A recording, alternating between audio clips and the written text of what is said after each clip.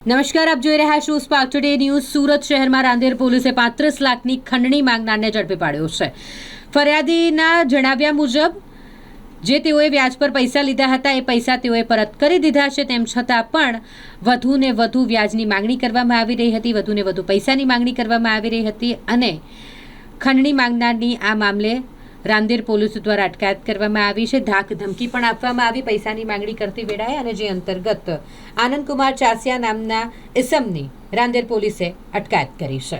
તારીખ 11/2/2024ના રોજ ફરિયાદી સુશીલકુમાર દિનેશ પટેલ નાઓએ રાંદેર પોલીસ સ્ટેશનમાં BNS કલમ 308(5), 115(2), 351(3), 352 તેમજ ગુજરાત નાણાં ધીરનાર અધિનિયમ 2011ની 40 અને 42 મુજબની ફરિયાદ આપેલી।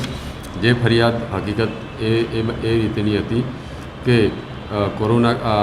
ફરિયાદી સુશીલકુમાર નાઓ ઝીંગા ઉછેરનું કામકાજ કરતા હતા। કોરોનામાં તેઓને આર્થિક ખોટ જતાં તેઓએ આ કામના આરોપી આનંદ કુમાર બાલુભાઈ ચાસિયા રહેવાસી અડાજણ નાઓ પાસેથી ₹51,05,000 વ્યાજે લીધેલ હતા। જે બાબતે 51 લાખ રૂપિયાની આરોપી આનંદે વારંવાર ઉઘરાણી કરતા હતા, જેથી આરોપીએ તેઓને 51 લાખની સામે 85 લાખનું ચૂકવણું કરેલ હતું। તેમ છતાં આરોપી તેમના ઘરે ગયેલા અને તેમની પત્નીને રસોડામાંથી ચપ્પુ લઈ ગળે મૂકીને ધાક ધમકીઓ આપેલી, મારી નાખવાની ધમકીઓ આપેલી, જે બાબતે આ પોલીસ સ્ટેશનમાં ફરિયાદ કરવામાં આવેલ હતી।